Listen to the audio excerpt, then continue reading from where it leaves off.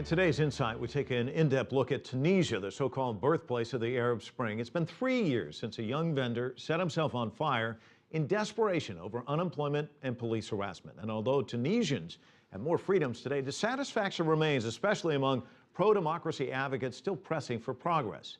But as CCTV's Malini Wilkes reports, there are glimmers of hope.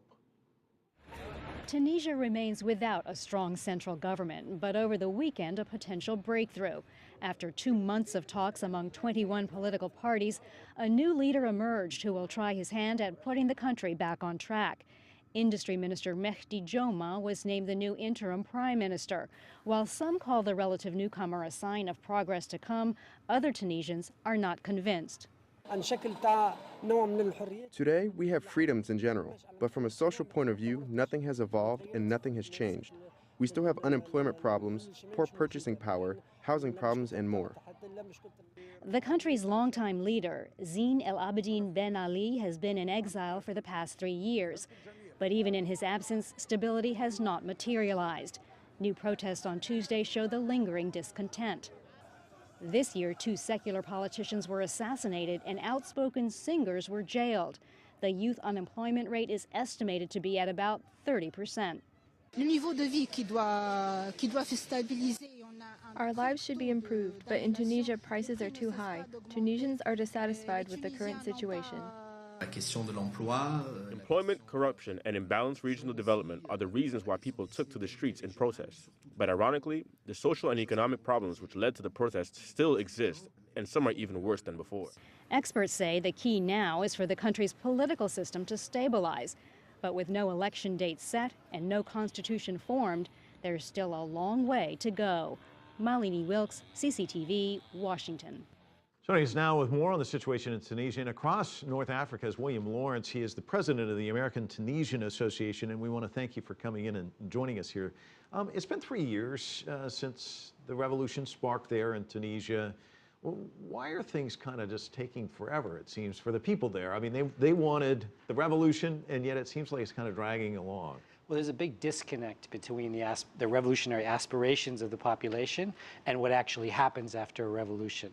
One of the leading experts calls it a J-curve. After a revolution, things automatically get worse in terms of macroeconomic picture, the political picture, and it takes some time for things to consolidate. A lot of people forget there were 7 years of rebellions after the U.S. Revolution. The French Revolution kept getting refought, republic after republic. The South Africans had their 5 worst years of violence after their revolution. So I think the population is living through what would have automatically been a very tough period, and they're not always happy with what they're seeing. What's been the most notable impact so far, would you say? Of the revolution? Change, yeah. Well, a lot of things haven't changed. I think the most important thing is we have a political process that's begun. We have a free press. We're entering with this new agreement last Saturday, the 3rd phase of the transition, a new technocratic government that will make the passage of the new constitution possible and will lead us to a new parliament. So there's certainly been a great degree of political progress, particularly just after the last 2 weeks as part of this national dialogue. On the economic side, there's more problems.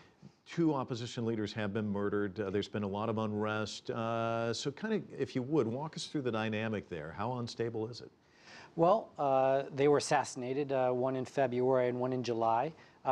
Many of those who protested the assassination in February regretted that they had left the street, because in Tunisia, like several of the other countries, the way you get things done is by street protests, and they kind of wish they'd stayed in the street to force a technocratic government to come to power. You may remember back in March, Hamedi Jebeli, the leader of the Islamist party, wanted a technocratic government. He wasn't supporting his party and had to resign. He's now the most popular person in Tunisian polls. So this has been an aspiration since March, and this idea that a technocratic government will solve all of Tunisia's problems is probably a little bit far-fetched, but it's probably better than a political government right at this important political crossroads. Some months ago, I interviewed a woman in Tunisia who said, you know, women were kind of at the forefront in these protests, not just in Tunisia, but Egypt.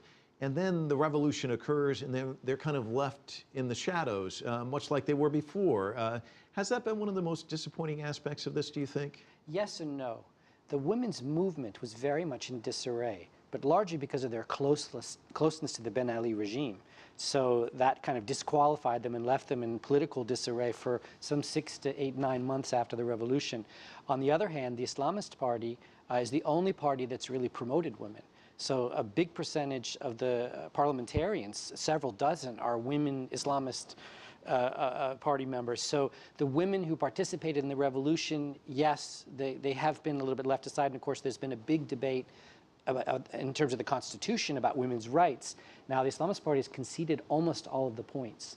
So the Constitution, which is now completed, has left a good space for women's rights, and most of those issues have been worked out. We've got about 40 seconds. I know that's not much time, but can you kind of walk us through the Arab Spring? I mean, initially it was embraced, everyone was excited, democracy, and as you pointed out, democracy is messy. We're seeing that in Egypt. We're seeing this all over the place. What's the final takeaway of the Arab Spring?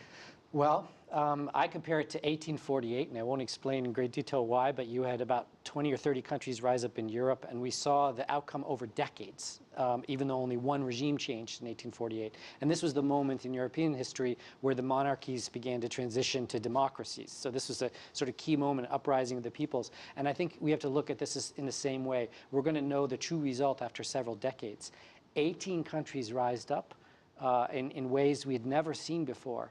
And we still didn't pay close attention to, all the repercussions. There were repercussions in many, many of these countries.